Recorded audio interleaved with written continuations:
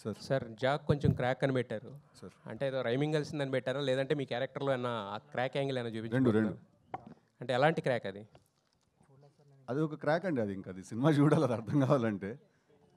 ఒక అంటే to be honest కొంచెం క్రాక్ అని మనం పెట్టాం, కానీ దాని ఇది ప్రతి మనిషిలో ఒక భాస్కర్ గారు అంటే నేను చాలా నచ్చిన పాయింట్ ఏంటంటే ఈ సినిమాలో ప్రతి మనిషి లైఫ్లో ఏదో చేయాలనుకుంటాడు కదా, ప్రతి ఒక్కరికి ఒక గోల్ ఉంటుంది, ఏదో చేయాలనుకుంటారు అందరూ.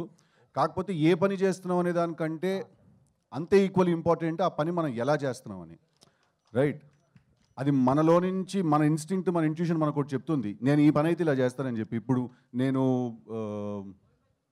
చాలామంది డైరెక్షన్ డిపార్ట్మెంట్లో వర్క్ చేయకుండానే, లేకపోతే ఎక్కడ డైరెక్షన్ ఫిల్మ్ మేకింగ్ నేర్చుకోకుండానే వచ్చి సినిమాలు తీస్తారు. మరి వాళ్ళు ఏ రూల్ ప్రకారం తీశారు సినిమా? వాళ్ళ పద్ధతిలో తీశారు, వాళ్ళ సొంత పద్ధతిలో తీశారు సినిమా. సో ఒక పని ఏ పని చేస్తున్నాం అనే దాంతోపాటు ఈక్వల్ ఇంపార్టెంట్ ఆ పని ఎలా చేస్తున్నాం అని. సో ఎవడైనా ఇప్పుడు బయటకు వచ్చి మన దగ్గర నేను ఇలా ఎందుకు చేయాలి, ఇలా చేస్తాను, నాకైతే ఇలా చేయాలనిపిస్తుంది అంటే వాడు క్రాక్ అంటాం మనం వాడిని.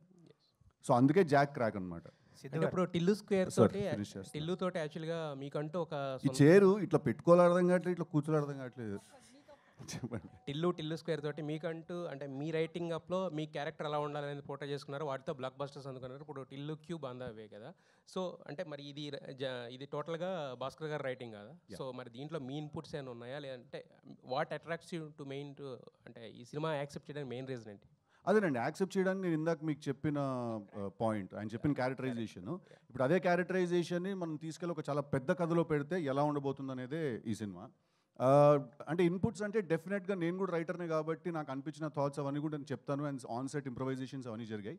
బట్ ఒరిజినల్గా ఇది భాస్కర్ గారి ఐడియా, ఆయన రాసిన ఇది. I've not written this film, but definitely lot of inputs and lot of improvisations. ఇప్పుడు ఫర్ ఎగ్జాంపుల్ మొన్న వచ్చిన టీజర్లో లైఫ్ అంతా గుర్తుండిపోవాలి, ముద్దు పెట్టుకోవాలంటే అట్లా గుర్తుపెట్టుకోవాలంటే ఒకసారి ఓ రూమ్కి వెళ్ళి పోలీసులు దొరికితే లైఫ్ అంతా గుర్తుంటాను. ఇలాంటి చిన్న చిన్న ఇంప్రవైజేషన్స్ నా స్టైల్లో కొంచెం ఎక్స్పెక్ట్ చేస్తారు కాబట్టి చేశాను.